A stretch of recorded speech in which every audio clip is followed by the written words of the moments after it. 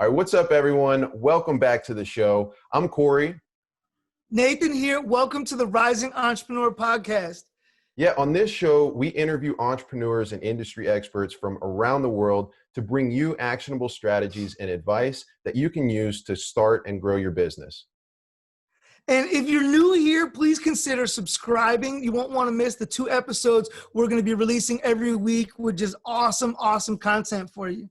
That's right. And also leave us a comment or a rating down below with your biggest takeaway from today's interview, because we have a very special guest for you today. He actually calls himself the sales samurai, and he spent a few years in the military in his 20s. Eventually, he found sales and martial arts, and he was able to blend the two together to become the sales samurai. And he's done all kinds of sales aspects of selling, including prospecting, cold calling, closing, etc. And he's also competed in numerous martial arts styles. So please welcome to the show, John Milinu. It's an absolute pleasure to be here, Corey and Nathan. Thanks for having me on. Man, so excited to dig in. And I'm a huge, I don't do it, but I'm a huge mixed martial arts fan. I like to observe it. And then as far as sales goes, right, if you're a rising entrepreneur, you can't, if you have a product or service that can help somebody out, if you can't sell it, you're not gonna be able to help them, right? So that's a key thing. So can you kind of let us know, how did you, just like the 2 to 5 minute story, how does this sales samurai come to be? Right. Well, yeah, what I did is, like you briefly mentioned that I was in the army. I did a couple of years in the army, and when I came out, like a lot of sort of ex-military, I was lost. I didn't know where to turn. I was kind of, well, it's quite a scary sort of feeling and a very sort of eye-opening situation. To you're so used to a certain way of life, and then your world gets flipped upside down. So I really did find it a struggle, and I was kind of in and out of different jobs, and I fell into security, which a lot of ex-military do. I was doing like nightclub doorman and like festival circuits and all that kind of stuff. I also did driving because I got my truck license as well in the army, so I did a lot of truck driving as well. But they weren't really me. It was just something that I could do, obviously, because I had the qualifications and I knew how to do it. But I just didn't feel like it was what I wanted to do.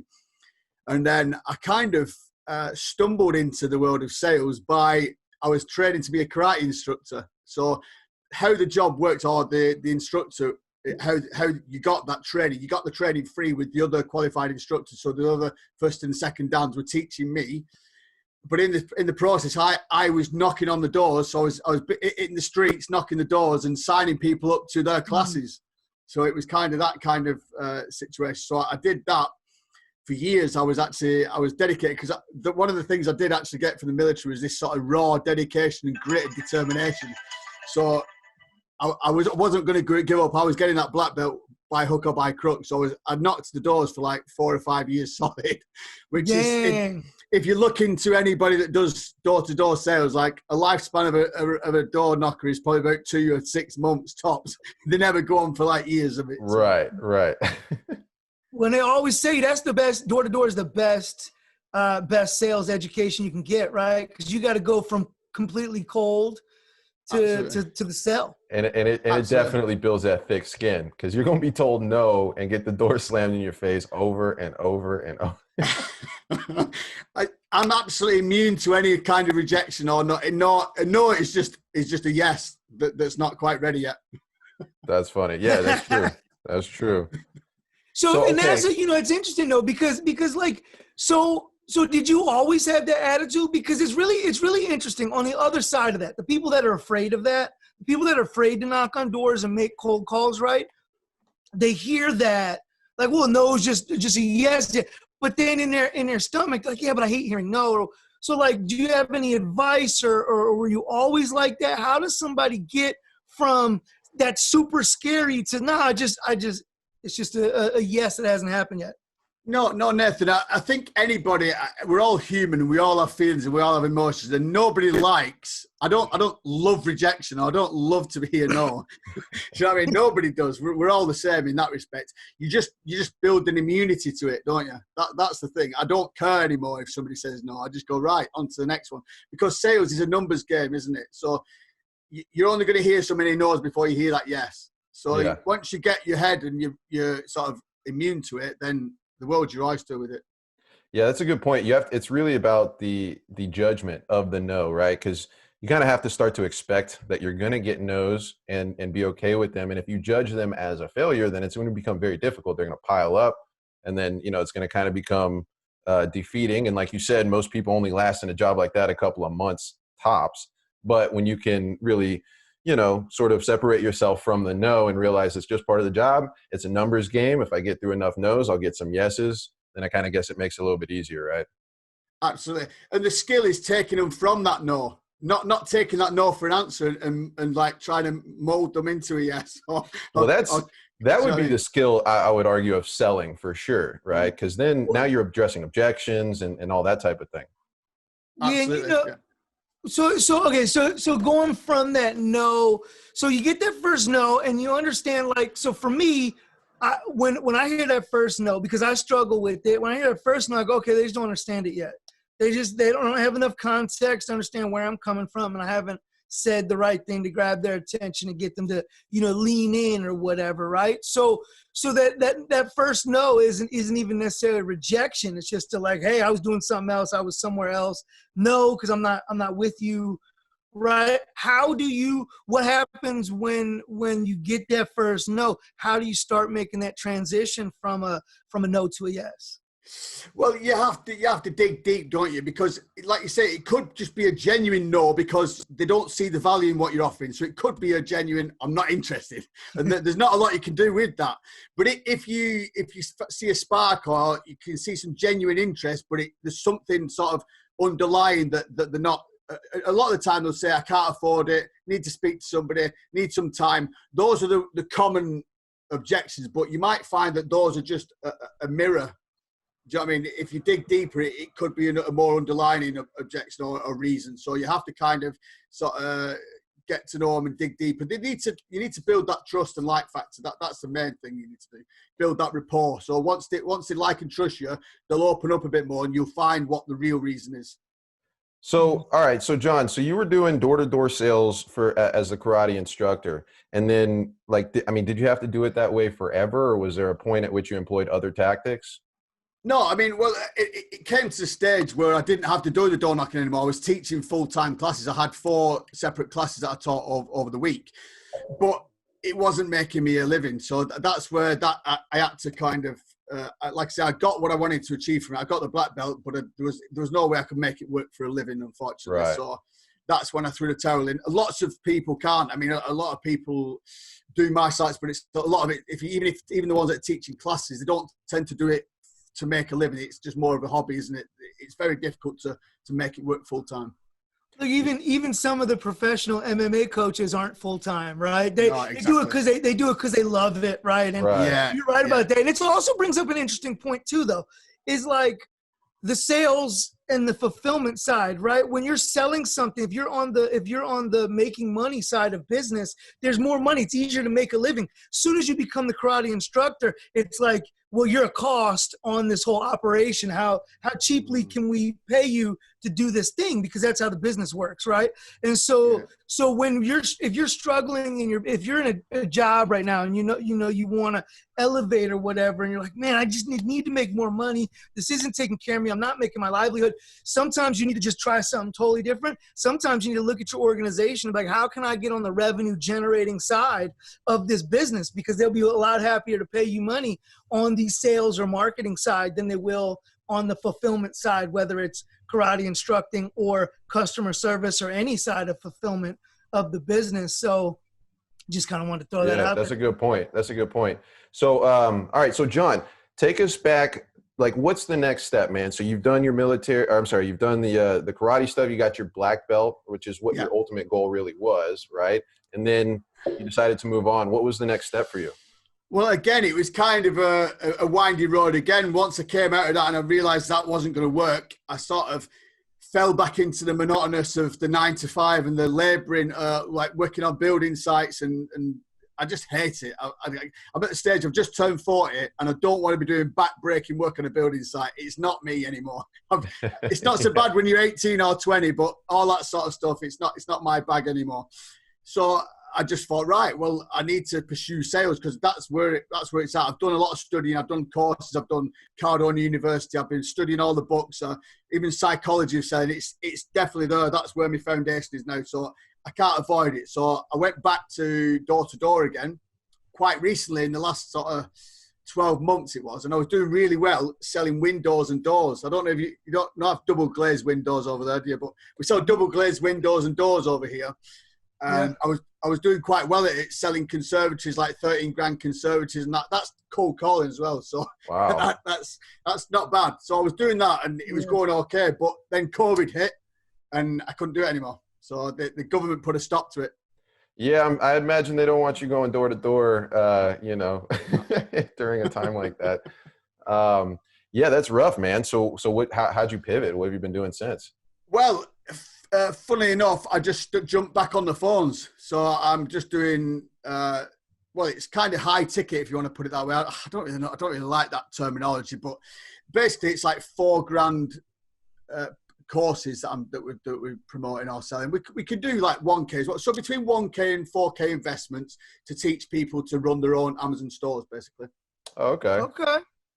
So you're on the sales side of that, and are you doing, because this is, it's always good to learn from somebody who's in the trenches doing it right now, like not 10 years ago, not forever, right? But it's like right now, like this is what's working, and especially with the way the environment and things have changed so much.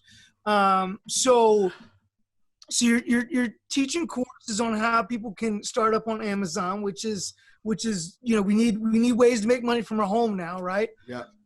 So what are you finding that you're doing? Are you making cold calls? Are you just closing? What's your role in this?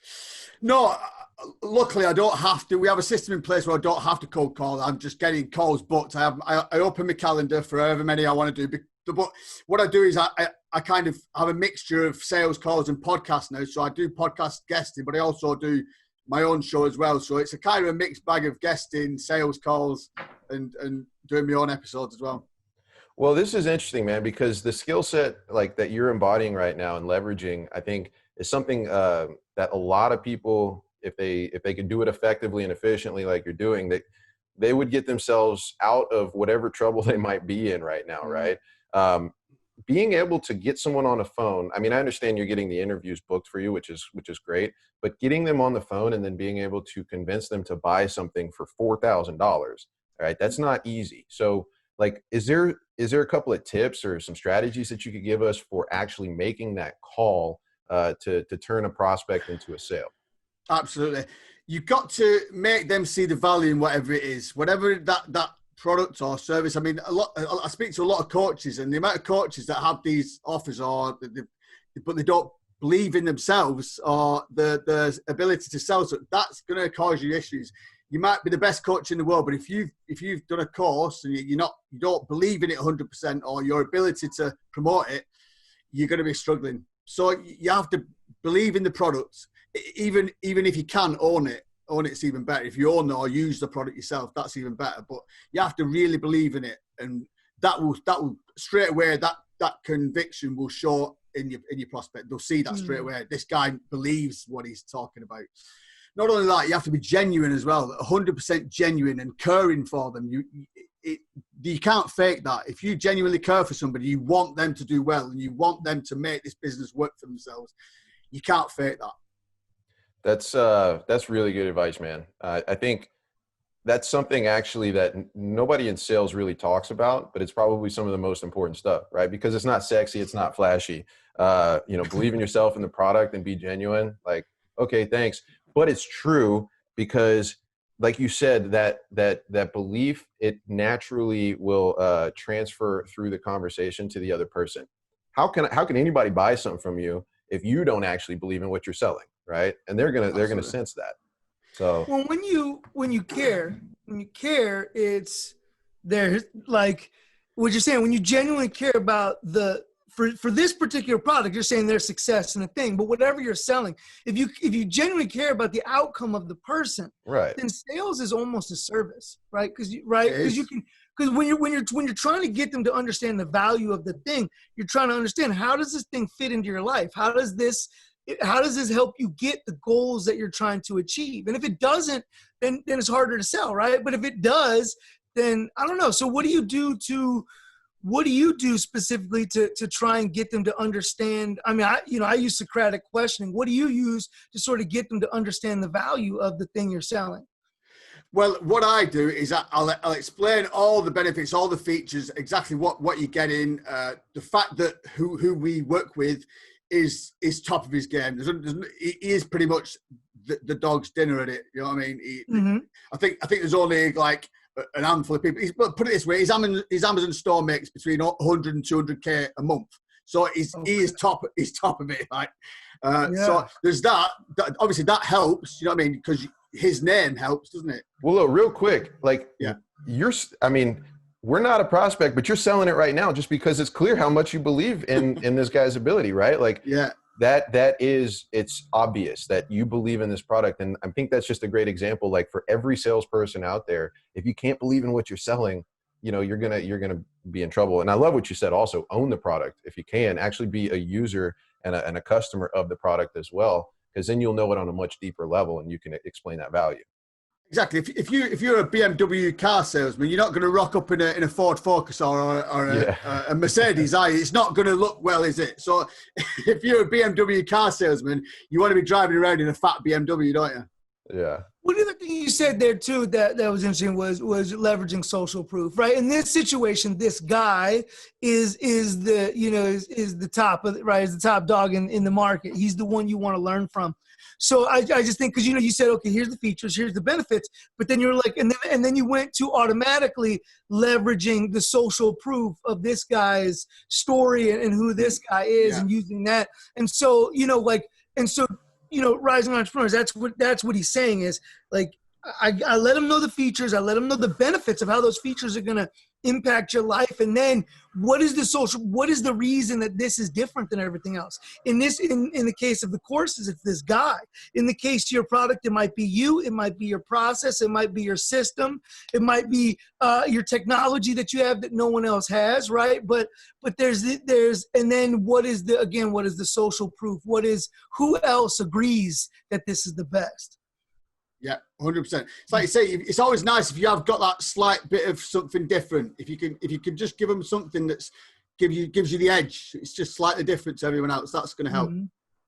So I got a question for you, John. Yeah. This is sort of a topic of debate. In your opinion, what is the difference between sales and closing? Wow. Or is there a difference? For me, closing is just part of the sales process. I mean, if you're a sales professional, you can close, but you can do everything. You can prospect, you can build rapport. Closing is just one small part. I mean, a lot of people just do closing. Do you know what I mean? They come in at the end of a sale, boom, and that's all they do. But I think a top closer is a salesperson as well. Right. Would you, because I know you mentioned that you had taken Grant Cardone's training, and I've gone through some of that as well. And I know he's big on closing, right? Because I agree with you. Like, closing is just a part of the whole sales process. But like, if you can't close, then you're in trouble. Wouldn't you agree? Oh, 100%. You can't. And a lot of salespeople struggle with this as well. They love the rapport building. They love the chat. They love to do these little demonstrations. They love these presentations, flashy. You know what I mean? I know this, I know that. But when it comes to actually asking money off, that is vital. You've got to be able to say, look, right, what's your card details? Or Visa, MasterCard. If you can't do that, you're gonna have some serious issues if you're trying to sell things. So what do you think it is? Or Nathan, you got a question? No, I was gonna say. I mean, what do you think it is, John? What do you think is in the way of some of these people that love to do it from actually getting the close? They don't believe in it. If you don't believe, all right, I know that if I ask for a 4K card payment, they're getting value for that 4K. They're gonna.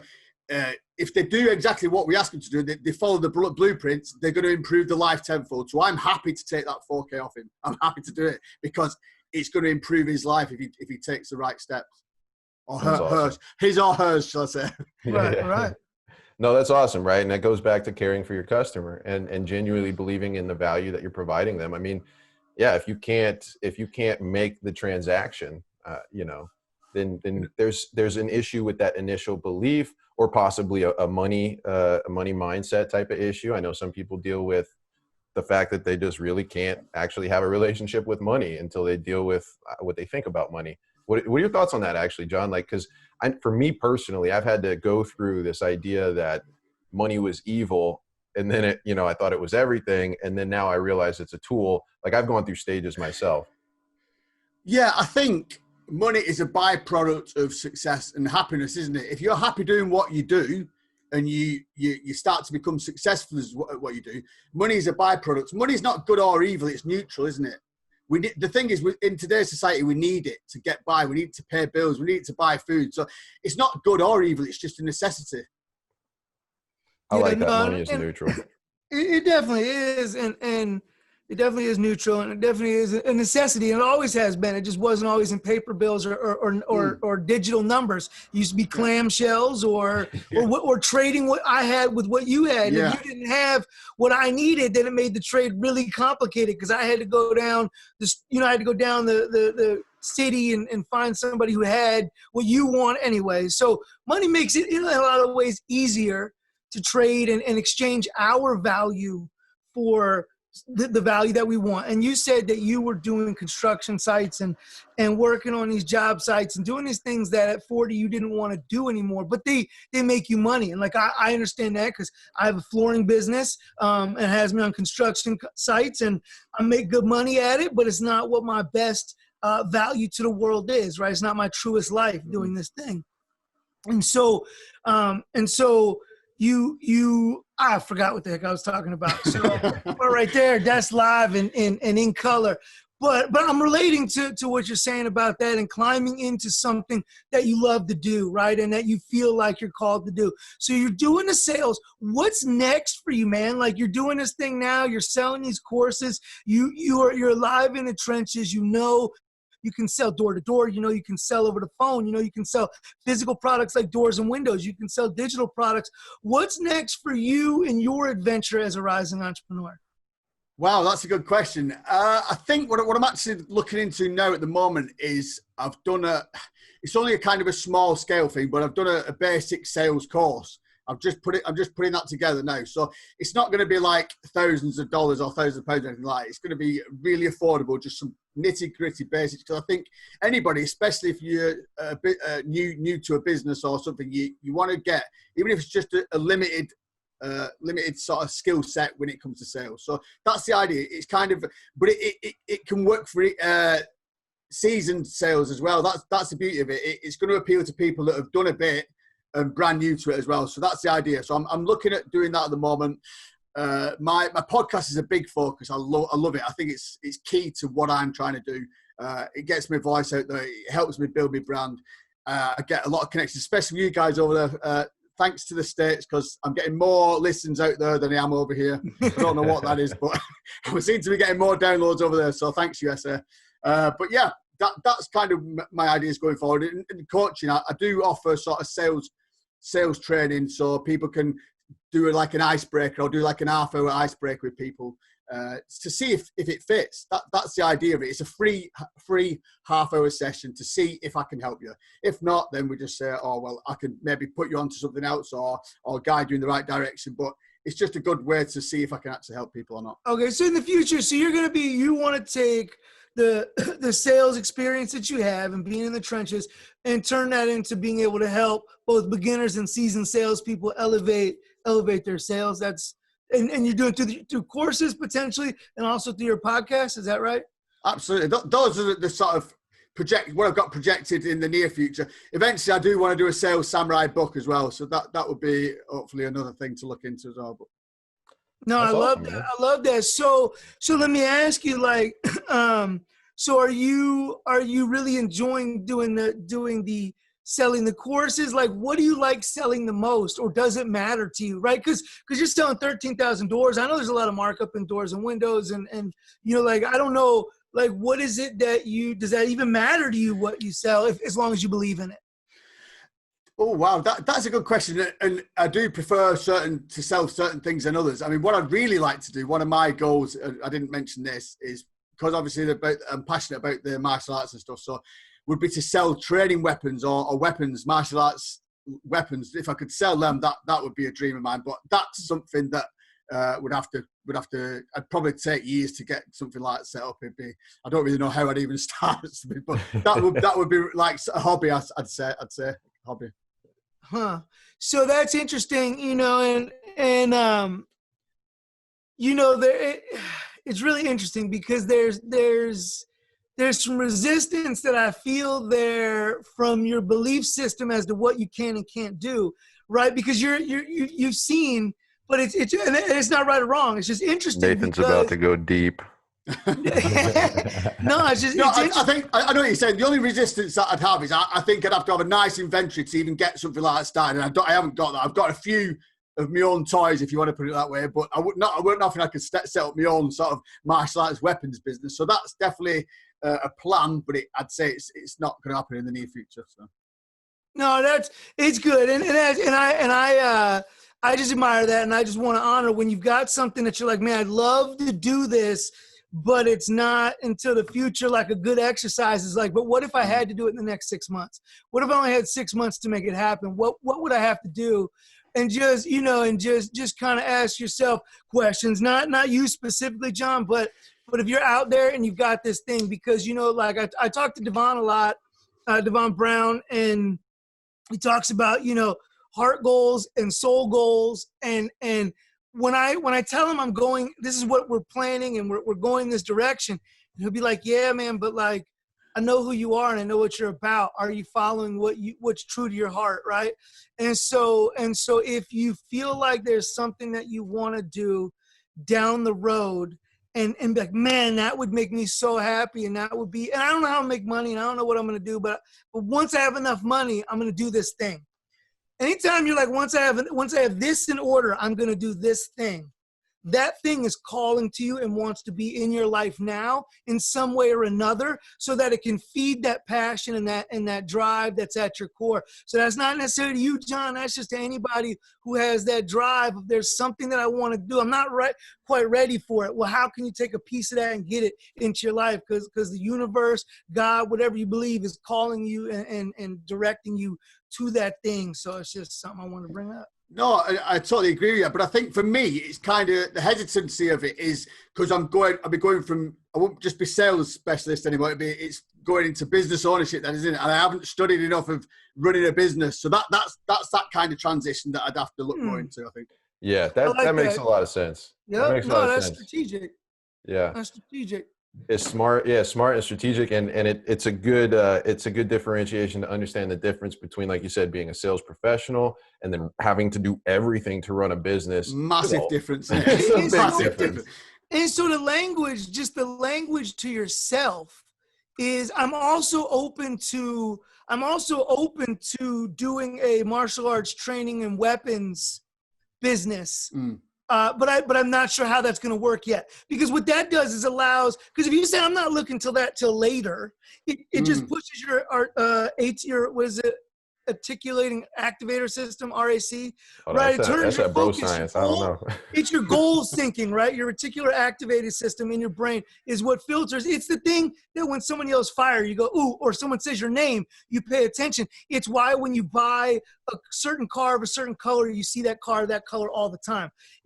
But it's also your goal seeking machine. So when you say, yeah, I'm gonna get to that later, it goes, all right, well, we're not looking for that. We'll get to that later. Yeah. So you're right. You're a sales specialist with a martial arts background, a military background, and you can sell the hell out of it. You don't know how to run a business. You may not know how to source the products or find them, but by being open to it, that may bring that person who's like, dude, I just need someone who can sell it, someone who can represent it, and wow. And so it's not, this again isn't anything for you, John, but just a lesson to anybody who's listening of how can you be open to it in the current time and not necessarily push the thing off. So that, you know, but still being strategic. I love what you're saying about, I'm just not ready yet.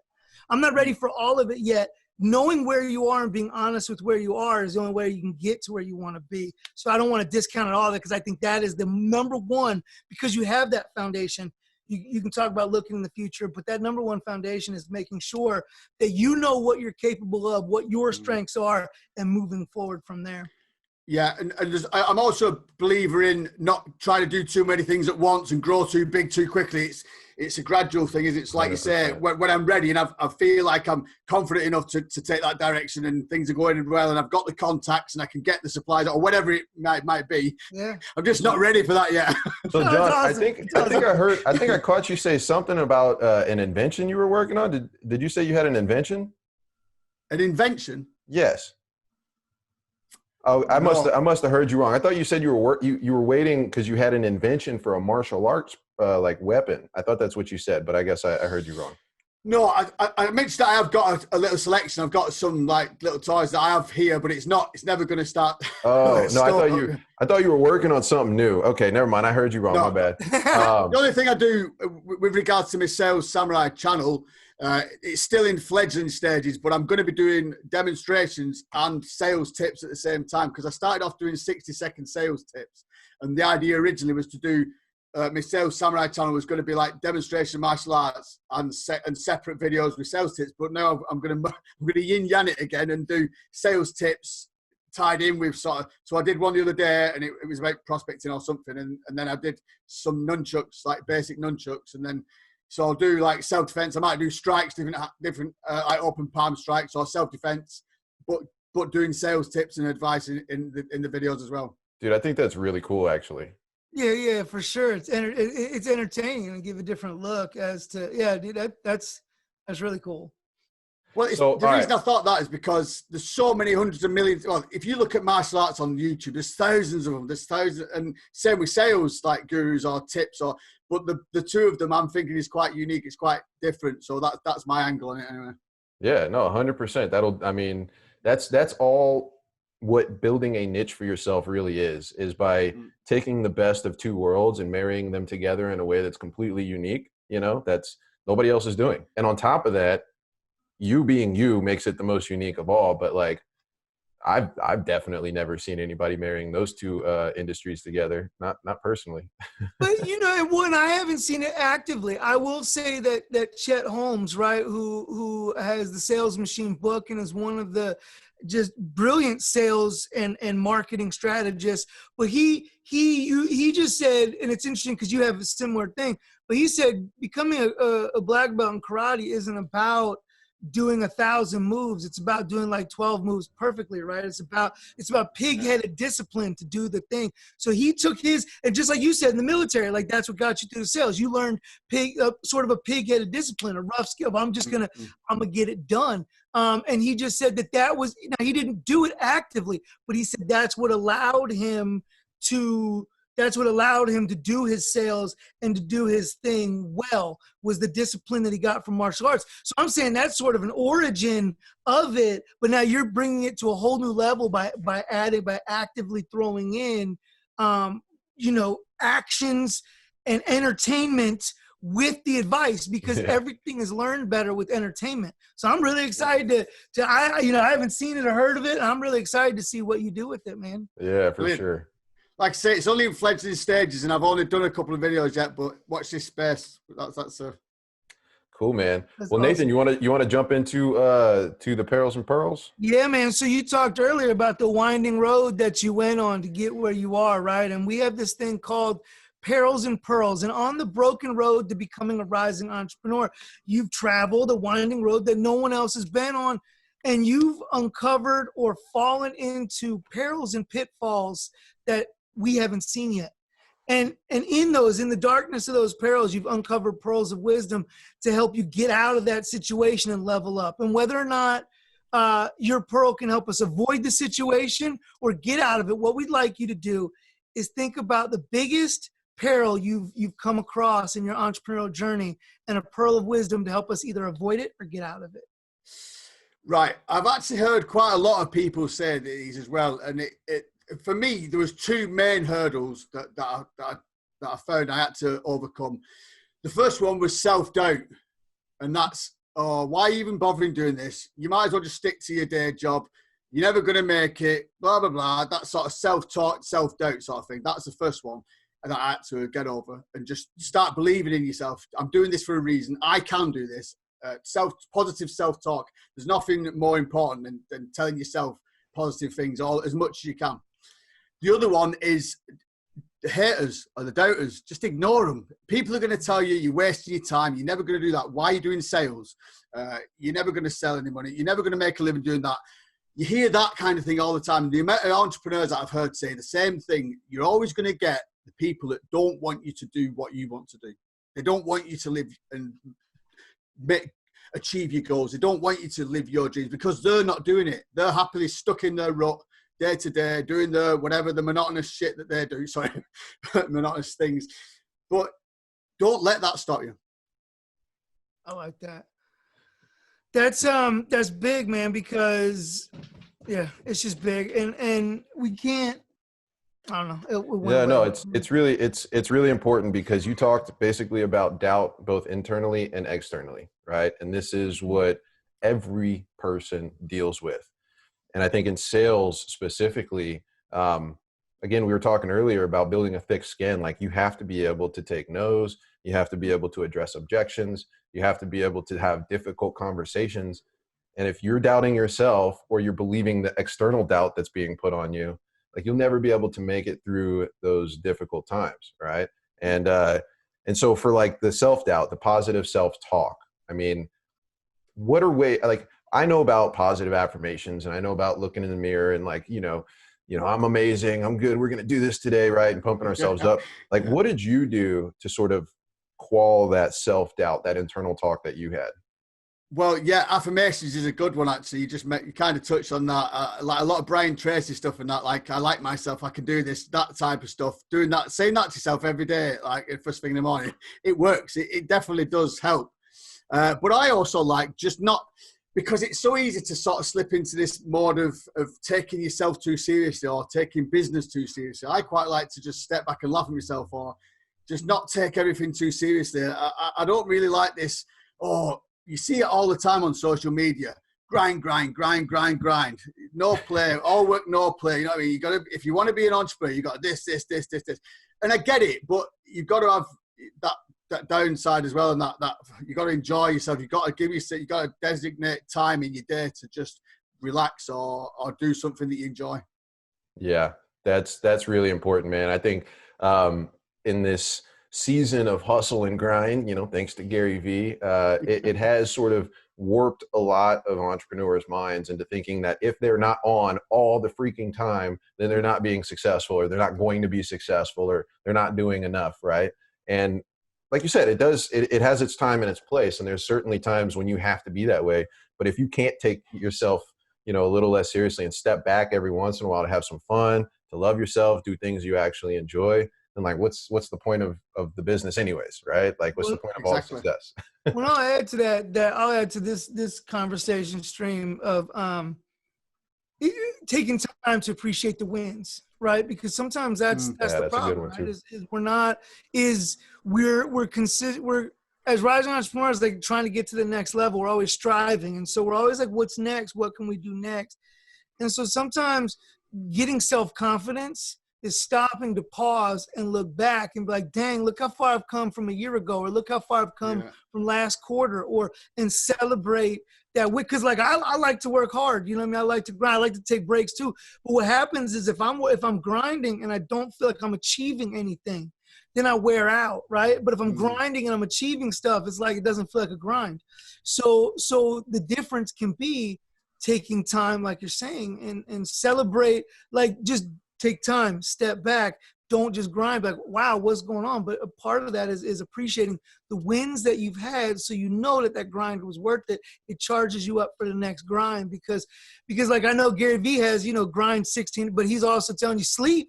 He's also telling you do what you love, right? And when you do what you love, Corey and I once talked, we're sitting there talking for hours and hours. He's like, dude, talking about marketing is like my video games. I can sit here and do it for hours and I'm entertained and I love it. And so when that's the switch is, when he's talking about busting, Gary's doing what he loves and he wouldn't want to be doing anything else. And when he wants to do something else, he does it, right? Like, but what he's, so the grind, yes, you have to work hard, but in life, right? Just in general.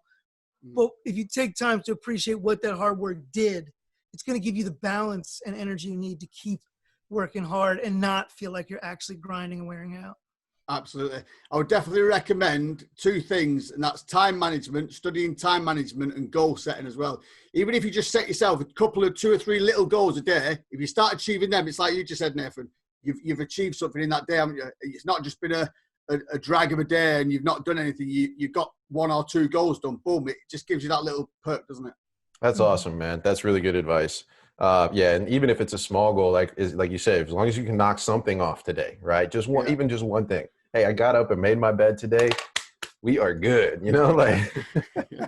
But that only works for like a week and a half, and then you got to add something to make a bed. Like, so like that's the thing. Like I did that. Okay, I'm making my bed. Like, okay, it's been 90 days. Right. You can set a new goal now. You're a big boy now. Let's move on, right?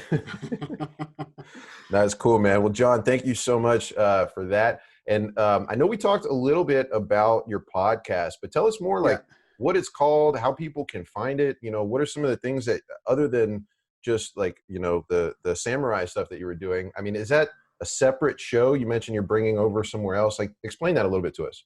Right. Yeah. I mean, I do go by the Sales Samurai theme, and I do sort of promote it a little bit in the show, but it's kind of separate to the Sales Samurai YouTube channel. That's why I said I only put certain episodes on the YouTube channel that are sort of tied into martial arts. Okay. Because the Success Breeds Success show isn't just about martial arts. It's about entrepreneurs. It's about authors. It's about actors. It's about success. Whatever that genre may be.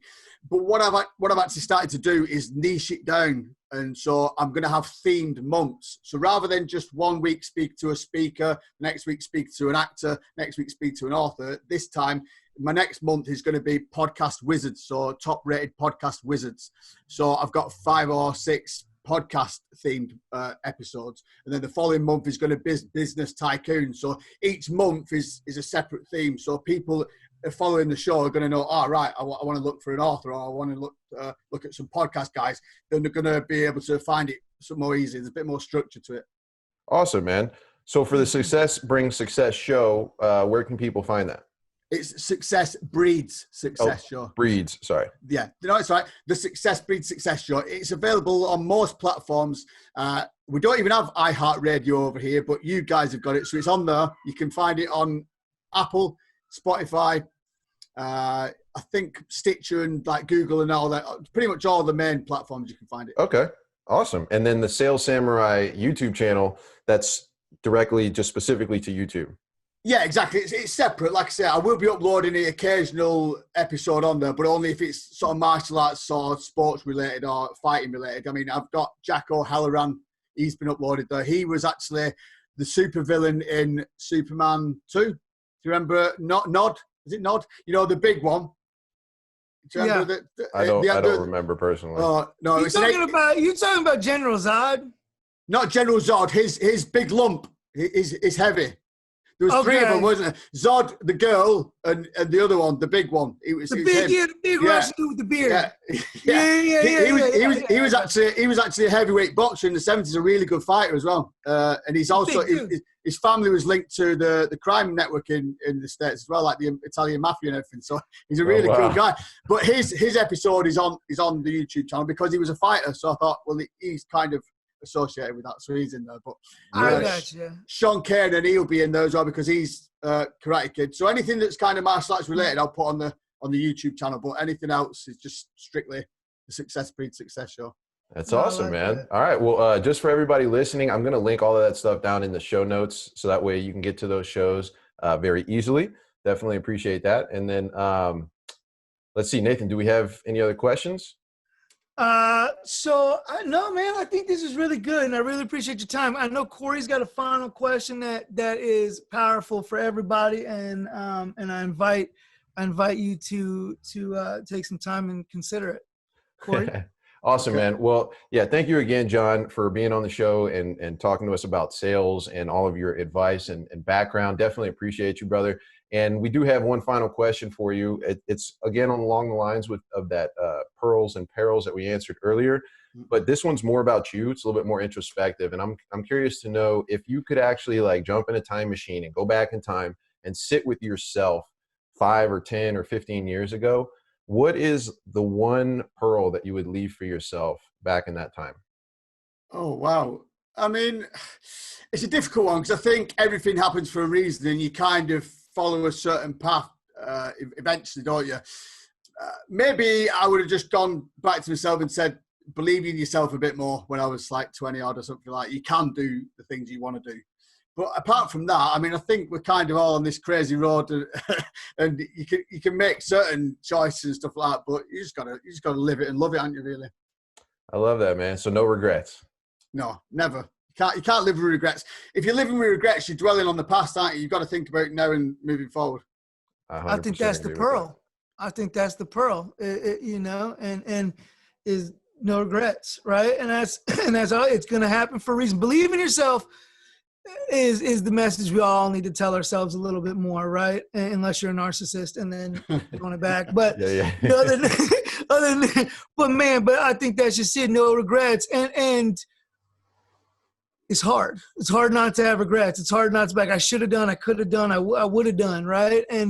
But that doesn't, unless it's, you know, it does, if it doesn't drive you to do more right now, and which it usually doesn't, some people need to beat themselves up to take action. Most people, when we beat ourselves up, it keeps us from taking action, right? And so yeah, if you don't live with regrets, it allows you to live in the moment and make the best out of the moment that's right now. And that's what's going to create the best future and the best opportunities for today and tomorrow. So I really appreciate it. Thank you.